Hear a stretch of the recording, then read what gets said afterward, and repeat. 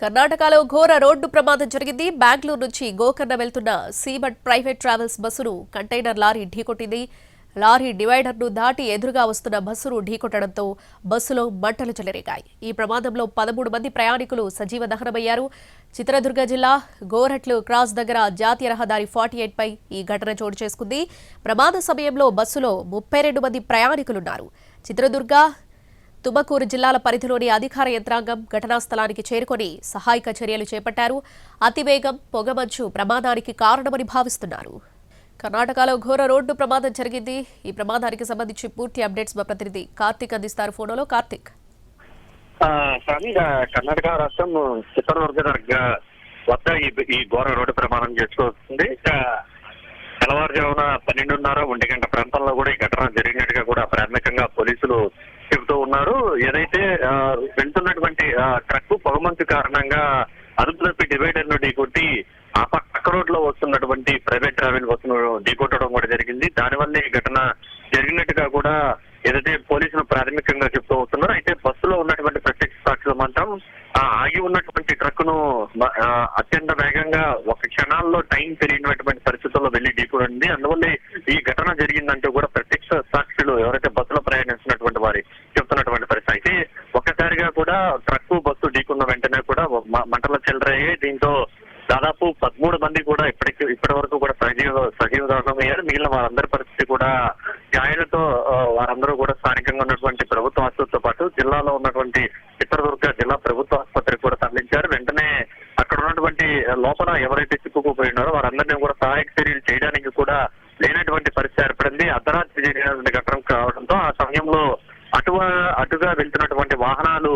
నిలిపి చూసేటువంటి సమయానికి బస్సు పూర్తి స్థాయిలో కాల్తున్నటువంటి పరిస్థితి ఏర్పడింది. అయితే బస్సులో ప్రయాణిస్తున్నటువంటి ఓ యువకుడు సాహసం చేసి బస్సు రైట్ సైడ్ లో ఉన్నటువంటి దాదాపు 7-8కి సంబంధించినటువంటి వాటిని అద్దాలన్నింటినీ కూడా పగలగొట్టి మరి 9 మందిని కాపాడారు. తన ప్రాణాలతో పాటు మిగిలిన వారందరి ప్రాణాలు కూడా ఆ యువకుడు కాపాడినట్టుగా కూడా ఏదైతే ప్రాణాలతో బయటపడినటువంటి వారు చెప్తూ ఉన్నారు. అయితే అందరూ కూడా ఊహించిన విధంగా మంచి నిద్రమత్తులో ఉన్నటువంటి సమయంలో ఈ ఘటన జరగడంతో అసలు ఏం జరిగిందో ఎవరికి తెలియనటువంటి పరిస్థితి. అయితే మంటలు వ్యాపిస్తున్నటువంటి సమయానికి వెంటనే గుర్తించి వీరందరూ కూడా బయటపడినట్టుగా కూడా తెలుస్తుంది. అయితే ప్రమాదానికి అసలు గల కారణం ఏంటి? పొగమంచు వల్లే డివైడర్ ను ఢీకొట్టి ట్రక్ ఈ పక్కకు వచ్చి బస్సును గుద్దిందా, లేదంటే ఇంకేదైనా కారణాలు ఉన్నాయనే దాని మీద కూడా పోలీసులు కేసు నమోదు చేసి అయితే దర్యాప్తు చేస్తున్నారు. ప్రస్తుతానికి ట్రక్ డ్రైవర్ కూడా చనిపోయినట్టుగా కూడా తెలుస్తుంది. బస్సు డ్రైవర్ కూడా చనిపోయినట్టుగా కూడా తెలుస్తుంది. అయితే దీనికి సంబంధించి అధికారికంగా కూడా మరిన్ని వివరాలు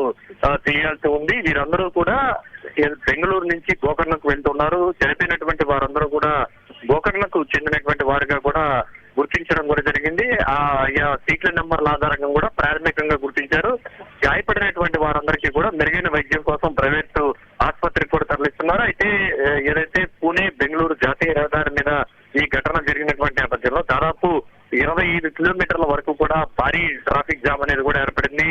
దాదాపు 5 గంటలుగా కూడా ఈ ట్రాఫిక్ జామ్ అనేది కూడా అక్కడ ఏర్పడినటువంటి నేపథ్యంలో ప్రస్తుతానికి పెద్ద ఎత్తున పోలీసులు ఈ యొక్క ట్రాఫిక్ ను క్లియర్ చేసేటువంటి పనిలో పట్టారు. ప్రమాదానికి గురైనటువంటి ట్రక్ ను బస్సును కూడా ఏదైతే హైవే నుంచి పక్కకు భారీ క్రేన్ సహాయంతో పక్కకు తొలగించారు. మృతులన్నింటినీ కూడా తీసుకెళ్లి స్థానికంగా ఉన్నటువంటి ప్రభుత్వ ఆసుపత్రికి తరలించారు. అయితే పూర్తిగా మాంసం ముద్దల్లా మారినటువంటి మృతదేహాలను గుర్తుపట్టలేనటువంటి పరిస్థితుల్లో ఉన్నాయి. అయితే ఎంతమంది మగవారు చనిపోయారు, ఎంతమంది పురుషులు చనిపోయారని కూడా తెలియనటువంటి పరిస్థితి అయితే ఏర్పడిందని చెప్పుకోవచ్చు. Karthik, thanks for the updates.